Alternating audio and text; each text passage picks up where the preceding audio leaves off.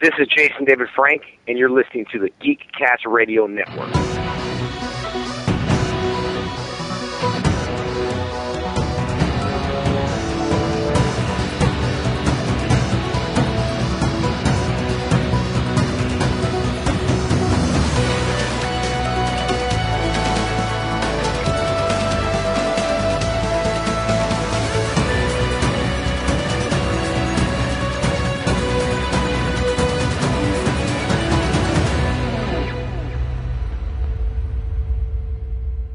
This is Kevin Conroy, and I am the goddamn Batman. This is GeekCast Radio, episode 356. I'm, of course, TFG1Mike, and joining me for the second time on this podcast for a Baltimore Comic Con recap for 2025. This year, as always, it is the Comic Concierge, aka Dan Clark. Hello, sir. How are you? I'm doing well. How about yourself? I could complain, but you know what happens. You can complain about the lemons, but it doesn't really work out so well for you. So yeah, I was doing some research, and I'm like, holy crap, we've only done this now twice, but the last time we did this was in 2022. Like, how did we not do this for 3 years? But I had seen some of your Comic Concierge posts on various social medias and other places, and obviously you cross-post those to GeekCast Radio's website, our lovely website over there at geekcastradio.com. And you were doing your comic book creators recommend comic videos, and I just caught up with that series right before we recorded and all of that. And so I figured, hey, let's do a Comic-Con convention attention recap, and that's what we've been doing the last couple of years. I think ever since 2021. I think I said this in the New York Comic-Con episode with my buddy Brad. I've been doing convention stuff for, I don't know, the longest time. I think the earliest times was like 2010. We just never had a name for it, and then somehow, some way, a couple of years ago, when my buddies Matt and Chris, when we started doing their ECCC, because Emerald City has too many C's after it, we started doing conventions for them out there, because they do the West Coast stuff. I was like, hey, let's call it something. And I came up with convention attention. Of course, after searching Google and Apple and every other... No, seriously. You have to literally search every other thing in the world, in the World Wide Web, to make sure your name is not taken by anything else. And granted, this is just a thing that's under GeekCast Radio for the thing, but still, it's like, oh my God, you didn't do your research. And oh God, it's a whole thing. So, Baltimore Comic Con 2025. How many years have you been going to Baltimore Comic Con? Oh, it's been about a decade now. Probably 2014 was my first year or so. So, yeah. Very cool. Very cool. How do you usually prepare to go? Like, what are you, when they announce that, hey, the next convention is going to be this date, and this, how do you usually prepare for it? Well, I'm in the area, so I don't have to prepare too much. Mostly it's just seeing, because sometimes I have friends that come in, sometimes I don't. I like to see who the creators are that they'll have. They have a lot of people that are there pretty much every year, like Walt Simonson and Louise Simonson are there every year. There's some other people. Mark Waid is usually there every year, but I like to see like what creators are going to be there. So just get an idea of like who will be there that year, and then seeing what the panels will be. Usually they'll release that a few weeks in advance, like what their panel schedule will be. And I usually try to make more panels. I only got to one this year, but.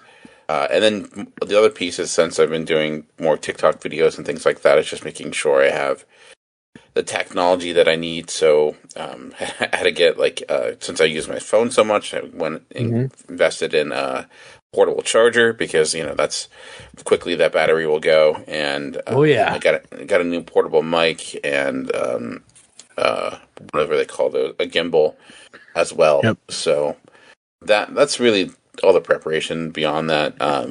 Beyond just like waiting to see who's there, and then once I'm there, I typically, and I did a video on this, I get their yearly yearbook. They do a special yearbook each year that is dedicated to a different subject matter.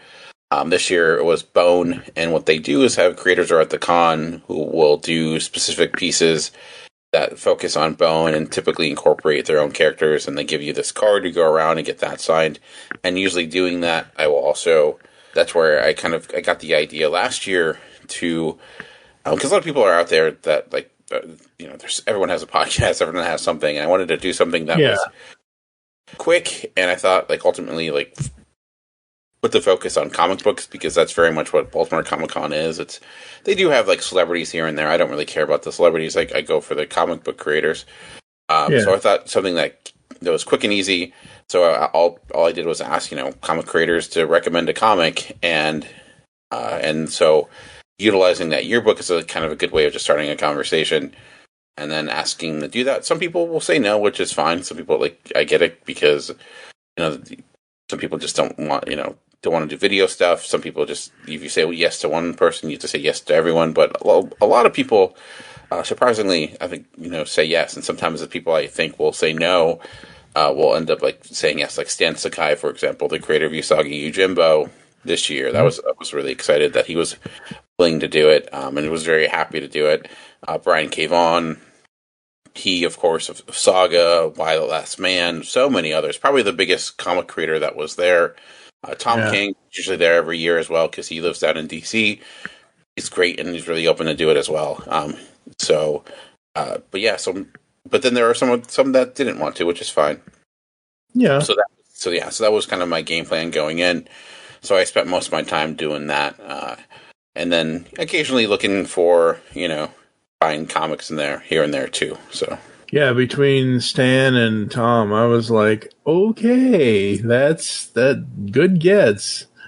Very, very awesome. And I'm just running down their 2025 guest list, and it is all comic creators. Yeah, and they had a few celebrities, like they had some people from Harry Potter. They had the guy who played Isaiah Bradley. Michael Biehn was there. And they had some voice casts from the 90s animated X-Men show. But I didn't, and they did panels with them. I missed most of those. I only made it to one panel, which was on, it was actually about post-apocalyptic stories. And I went there because it had a lot of creators I liked, because Donny Cates was there. The guy who did The Last Mermaid for Image was a book I really liked, and Brian K. Vaughan.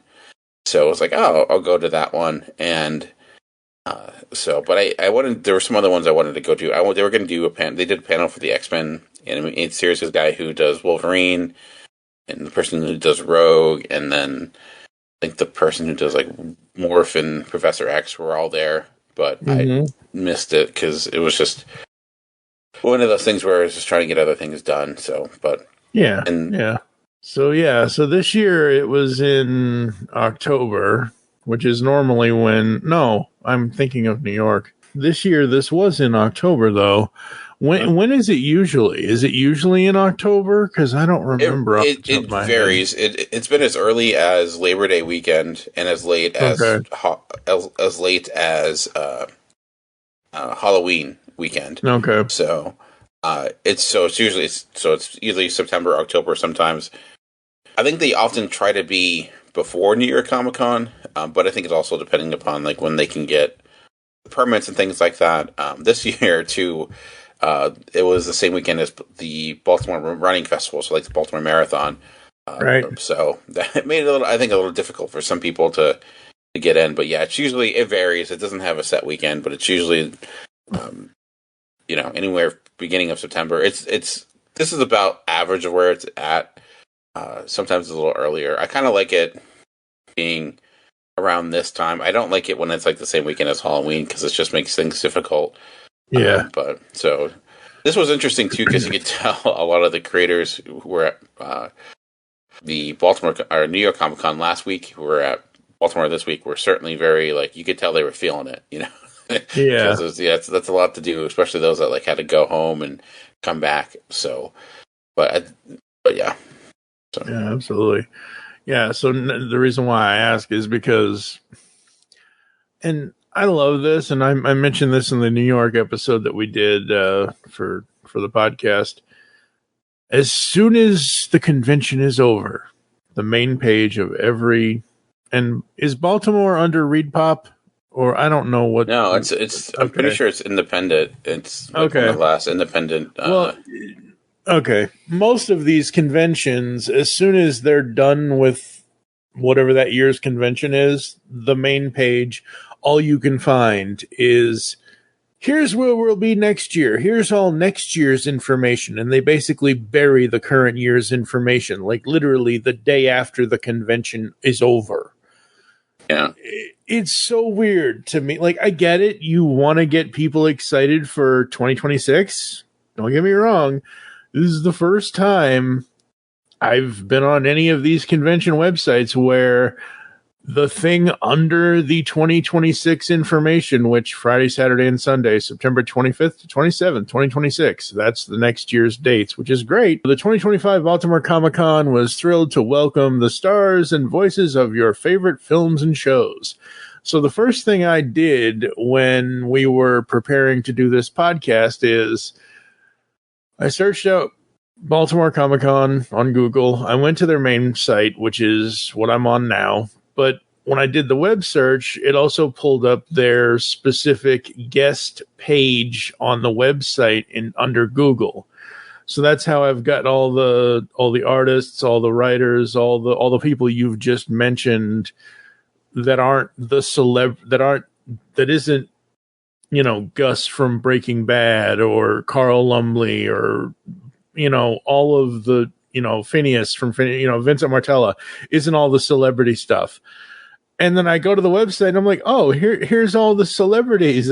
Like you mentioned, Cal Dodd and Allison Court and all of that, Lenore Zahn and whatever else. Cause I'm like, oh, interesting how the guest list doesn't even show any of those. Oh, right. They're on the main page because they're the celebrities. So I always find it interesting how certain Comic-Con websites are laid out and how they present themselves before, during, and after the convention of that specific year. And between New York and Baltimore, it's been vastly different experiences for me trying to get information. Yeah. Oh boy. All right. So they did Friday, Saturday, Sunday. So they don't do Wednesday, Thursday. They're not a 5-day convention. They're just the 3-day. No. Well, I don't know. You know, like I'd say it's probably like I said, it's more like a mid-size con. Yeah, it's not, you know, it's not the tier of like a New York Comic Con, but it's also like, you know, I think it has far more creators than I think a lot of other like smaller cons. So it's about mid-tier. Yeah, it's like you're saying, and like when I was going down the guest list of all the creators, I was like, this really is a comic convention. And I don't say that disparagingly to any of the celebrity guests that show up, because I know some of those celebrity guests that do show up to a lot of these conventions, some of them really do like comic. Like, I know when Michael Rosenbaum goes to conventions, yeah, he's probably promoting Smallville or whatever other thing, or maybe he's doing his own podcast thing with Inside of You or whatever, but I know he is a comic book fan. Yeah. He wouldn't do this stuff if he wasn't.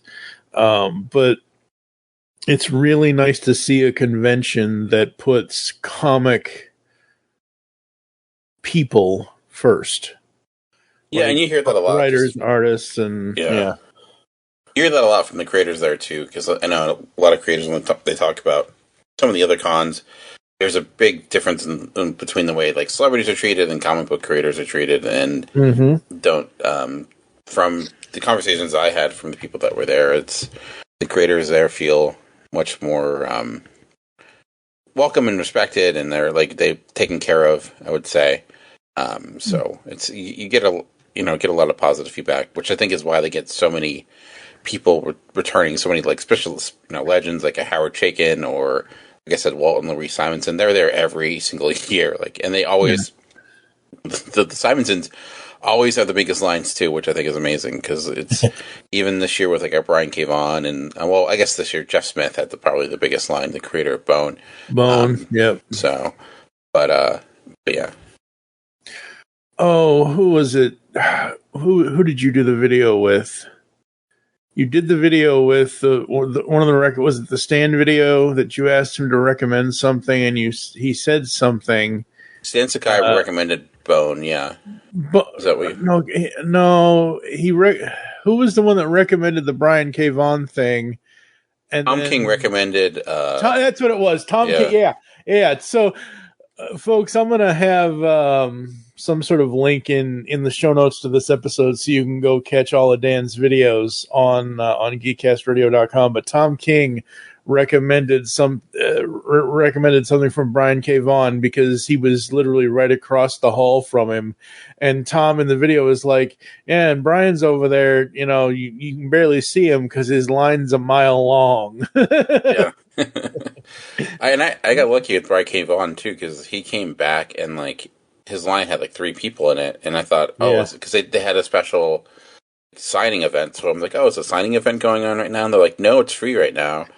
So I got mine. It was there's only 4 people there, so very cool. So that made it, so that was nice. There were some people I wanted to see, I wanted to see Paul Pope because I'm a big fan of him, but his line was every time his line came up, it was super long, and it had to kind of manage my time. Same thing with Jeff Smith. So, but still got to meet a lot of other people, which was great. Yeah, that's the thing I said, and I'm sorry, audience. Y'all know how I am. I repeat myself a lot. I said in the New York episode, I'll say it here. I wish conventions would offer packages for certain if a convention is going to highlight a certain fandom, or if it's going to have a certain amount of people from a certain fandom, and say that, the example I used in the New York episode was Batman Beyond. Yeah. If you're going to have Will Friedle, if you're going to have Dana Tan, if you're going to have any of the other voice actors, if you're going to have Bruce Timm, if you're going to have anybody, give me instead of a 4-day pass or instead of a blah, blah, blah, whatever, give me a Batman Beyond package where I can go for a day and that's where I'm going. I want to go to a convention to have a tailored experience for myself. I don't want to have to go to any convention. I don't care how big or small it is, because I don't do well with large or small crowds, where I can just be pointed in the right direction, go do it, and then go home. That's how I personally am. I understand that's not how everyone is, but to have an option like that for someone like me would be really cool, I think. They do, you can get, Brian K. Vaughan had a package where you can get specific tickets, and then you would get your normal tickets, and it would include, they have a special signing event. Yeah, that was I don't know how long it was, but and that's there was stuff like that, and they did that for a number of the creators and some of the guests too. But yeah, I don't know if they would have anything in the Baltimore Con that would really suit that. They had a little thing for Ghostbusters and stuff like that, but there isn't really, outside of those specific tickets for the creators. I don't know if there was anything that they could have that would. I think my point is Disney World is so large.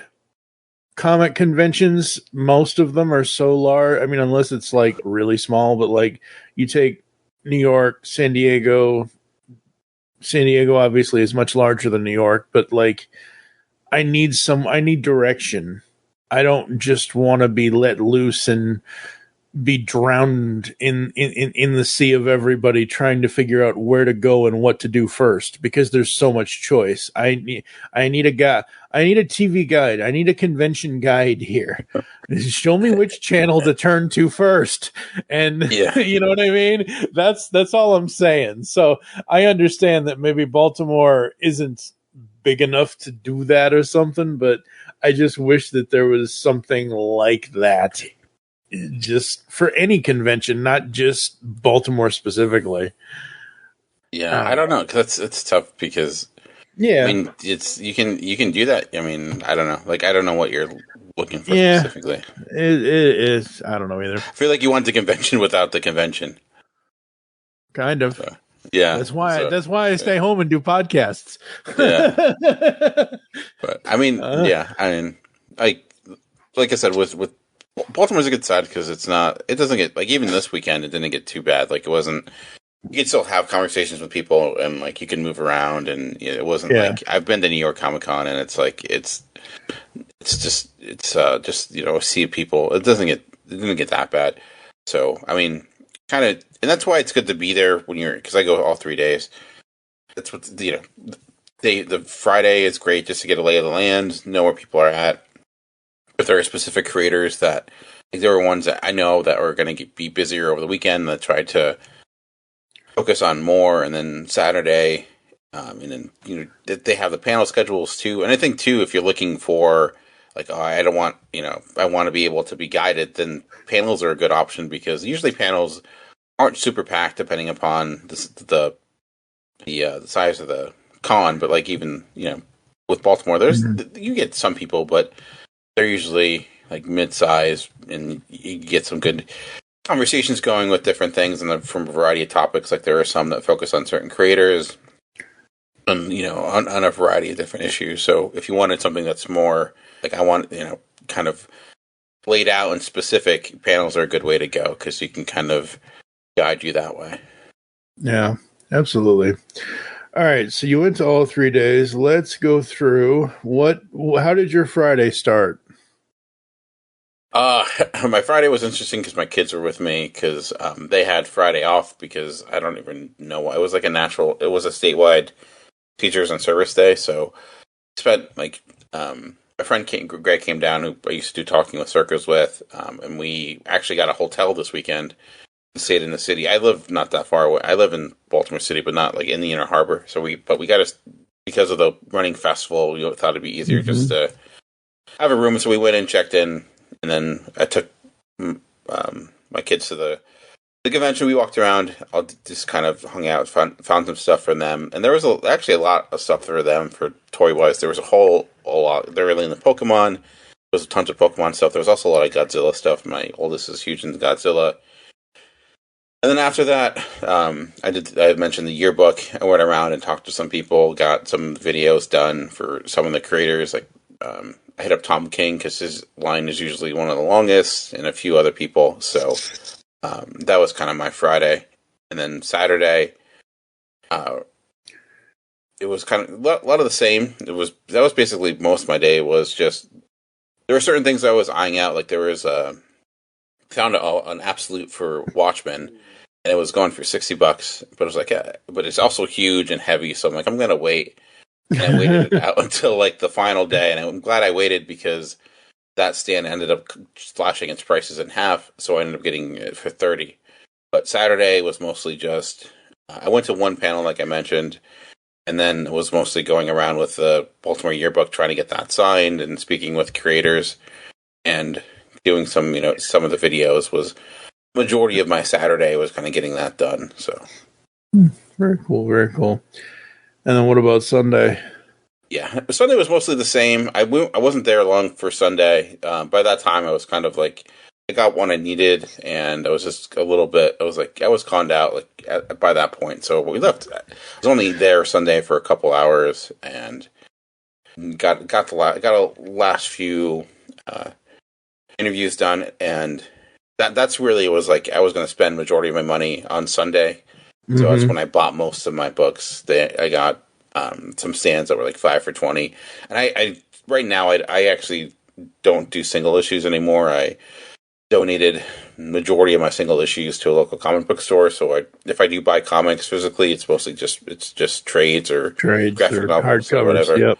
So I got that. Got some trades. So got a few trades like I mentioned, Watchmen Absolute and some other like 5 for $20 deals and stuff. So that was most of my Sunday, and then headed home. So But yeah, it was overall. I love Baltimore. It's one of my favorite weekends of the year. Like I said, I wish I got to some more panels, and there's some people I wanted to see I didn't see, but had a lot of great conversations. I talked to Aaron Campbell a lot for a pretty good long time. He's the artist of. He did the comic Infidel. He's done Hellblazer. I like that book was my favorite book of the year when it came out. So it was great talking to him. I talked to a number of other. I talked to Sarah Meyer. They're doing the Teenage Mutant Ninja Turtle Saturday morning cartoon book right now. The art in that, and also the great graphic novel called Monstrous, which had a video on. But a really great conversation with Sarah about a lot of different things, and even even not even doing the video piece because Sarah's from the area actually lives in Baltimore, so. Talking to her about a lot of talking to them about a bunch of different things. So it was really good having the cool thing about comics, like when you with movies, there's no way you can have a conversation with someone. You can have a convention like this and talk to all these different type of actors or directors. But comics, there's a closer connection between the fans and the creators, which sometimes can be a bad thing, but a lot of times can also be a really good thing too. Like with this, because. For me, like Stan Sakai, like I equate him to someone as big as like Martin Scorsese in the sense of their talent and impact on me. So being able to like have a conversation with him, legitimately like the nicest guy in the world. He's like so kind and so great with his time, and you see that really throughout. Like a lot of comic creators are super nice. Mark Waid, Walt Simonson, Howard Chaykin is a bit prickly, but in a good way. He's just hilarious to be around. Like. Just like he tells great stories. If he does a panel, always advise like listening to. I missed his panel this year, but Howard Chaykin is like. I think you would like him because he's kind of a grump, but like a good kind of grump. Like he likes to just like go off on like millions of different things. But probably my favorite conversation I had was with James Robinson, who does not do a lot of cons in America. So that was great. Like talking to him because I've really loved a lot of his books this year. And he's legitimately had quite the career with Starman and so many comics. So and there was a few people like I tried to go up to and it didn't like Esad Rubik, like it didn't really click very well.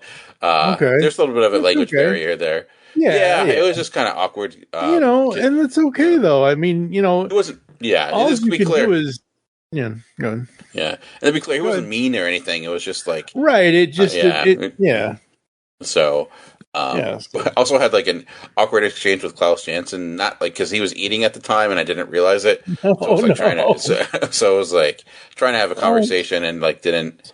So yeah, so it was one of those things, but it was great overall though. So. Yeah. I mean, look, all you can do is ask. If they say yes, awesome. If they say not right now or no, I'm not, I don't want to do it's not into my, if they decline, and that's okay. But you have to ask or else you're never going to know. Yeah. It was cool too because I did get recognized a couple of times, which was weird, but like a good weird. That was really cool. Even like from comic book creator, which was really cool because like that, like that's to me was like the coolest thing because it's when like a creator likes my stuff and thinks I'm doing a good job on the way I approach comics like that.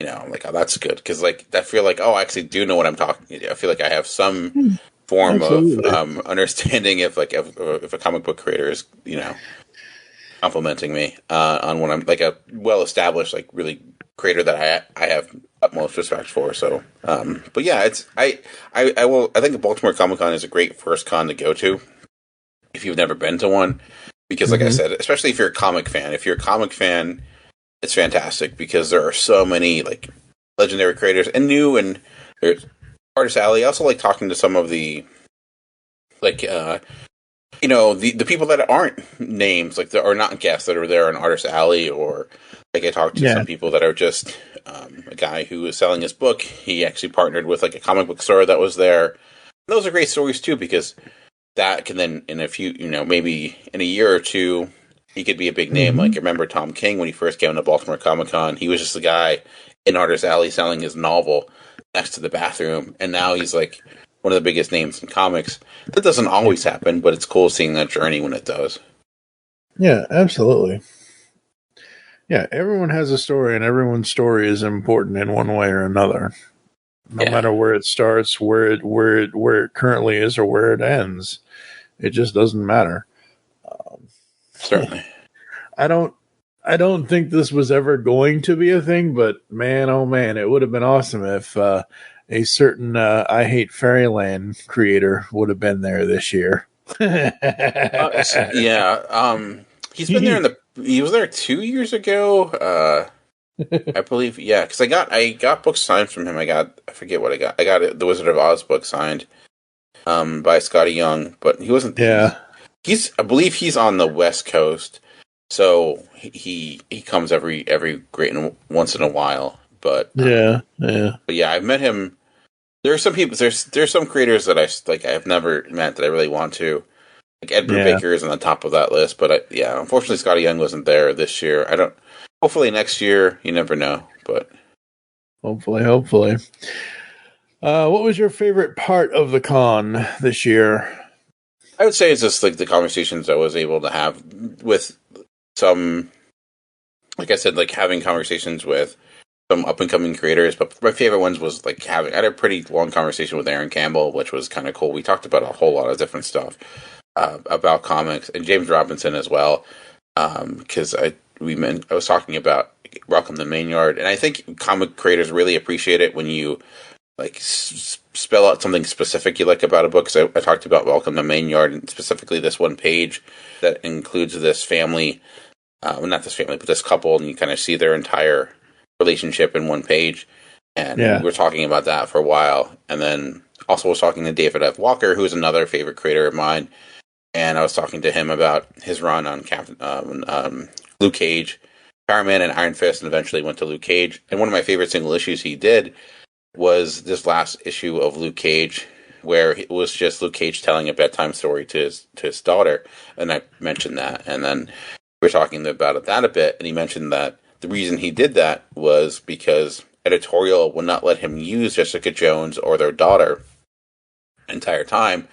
And then when he found out the book was being canceled, he's like, all right, well then, I guess I'll just go ahead and do this then. So do it anyway. So that was interesting to me. It also goes to show a lot of times people will complain about things in comics about like why certain things aren't happening. And I don't think people understand like a lot of things like why aren't you using this character? Why aren't you doing this? And sometimes it's not always up to the creator. And that was just a good reminder of that. So, but yeah, that was my favorite thing, was like having those conversations with them, especially like I mentioned, like James Robinson, because he doesn't. This is the first time he's been in this con, I think, in nearly like 8-9 years. So it's pretty. And then I didn't mention Sansa. And Sansa, I didn't talk to him for a long time because his line was a lot longer. But like I've met him before, so this was the second time I met him. But still, it was great meeting him again. Very cool. Very cool. So we don't often like to talk about negatives, but I ask this and one of the reasons why I do convention attention is to show people listening to this, if they want to go to the con, of what to avoid or what maybe the con can do better or whatever. Were there any negatives this year, and is there anything that the con staff or anybody that they could change for next year that they maybe didn't pull off so well this year? I didn't really deal with any negatives at all. Like, I mean, they did have an issue where they had a misprint on a bunch of the badges and things like that, which had the wrong time for Saturday because it said it started at 1, but it started at 10. But like that, my badge was right, so it didn't really matter. But no, I mean, like, Baltimore at this point is a pretty well-oiled machine. It's been going for such a long time with the same people running it that rarely do you run into certain issues or like things not going well. Like things are organized. They know what they're doing.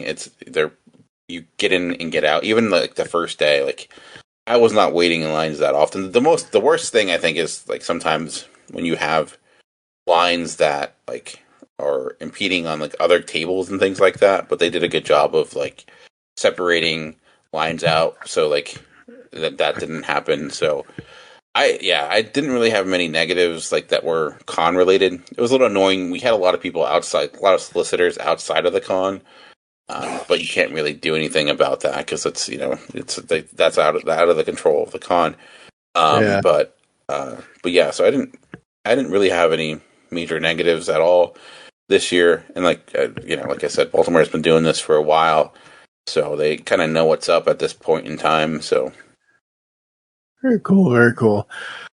All right, so what are your final thoughts, and are there any other cons you're going to in later this year? Well, this year is almost over, but 2025 and next year in 2026? Probably, I have not have any plans for any cons at all besides Baltimore, because it's, like I said, I'm in the area, so it's really easy to go to.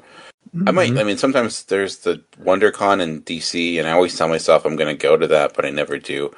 That's not till 2026, so maybe I'll do it this year. I don't know. So yeah, like I said, if you're looking to go to a comic book convention and you're a comic book fan, and New York is far too scary and San Diego is far too complicated with how inexpensive, Baltimore is a good option. It's a cheaper option, and I think you'll get your money's worth. Especially if you're looking for comics and you're looking to see comic creators of old and new. They have it. So, and I think, like you mentioned, next year it's near the end of September, so it won't be too cold. So that's and it's not too busy of a time of year. So, but yeah, so check it out. Oh, yeah, check it out. Yeah, September 25th to the 27th, I believe, of next year is when it is, without actually looking at the website. Yeah, I'm looking forward to see what they're doing for the yearbook next year, because. Like I said, they did Bone this year, and I'm wondering, I'm hoping like 1 year I don't know, I would be interested to see, because usually that impacts like who's coming. So I'm really hoping like next year it's like the criminal, because it's always like an independent creator or independent property. So if it's something Ed Brubaker related, I'd be excited, because that means he's going to the con. But I don't know, we'll find out. I hate Fairyland. Yeah, that'd be great too. The work of Scotty Young, he's got. Probably be the only way you can get him there. No, he's been there. Like I said, he's been there. No, I know. I remember. Yeah. I remember you said he's been there, but I'm just saying it would probably be the only guaranteed way you could get him there next year.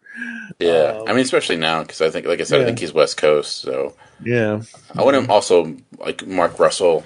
He's one of my favorite creators too. I've interviewed him, but I've never met him in person. So cool, very awesome. All right, so where can the people find the Comic Concierge online, sir? I just search most social media platforms. Most of my stuff is on TikTok and Instagram and YouTube and all those great platforms. All right. Well, that's going to do it for us, folks. I think that's going to do it for us. So last time you heard, like I said, the top 100 animated series nominees for the 2000s. Obviously, you heard this episode recapping Baltimore Comic Con 2025. Next time will be the top 100 animated series 2010s nominees, or 2010s to present nominees. So that's what's coming up next. You can join our GCRN Discord. The link will be in the show notes. You can visit the website, geekcastradio.com. We've got a whole bunch of content over there, as well as you can check out our shop.geekcastradio.com store. Shop.geekcastradio.com. I had to make sure I said it right. It's very simple, Mike. Come on, it's English. I don't speak English very well anymore, and I can't speak any other languages either. For now, I am TFG1Mike with Comic Concierge Dan. Thank you for listening. Until next time, unleash the geek in you. You've just heard a podcast from the GeekCast Radio Network. If you enjoyed this discussion, head over to geekcastradio.com to check out this episode's post for more insights and links. Interact with the show, feedback at geekcastradio.com, or interact with us on X at GeekCast Radio and on Facebook at GeekCast Radio Network. Don't forget to subscribe to the GeekCast Radio Network of podcasts on your favorite podcatcher. So until next time, unleash the geek in you.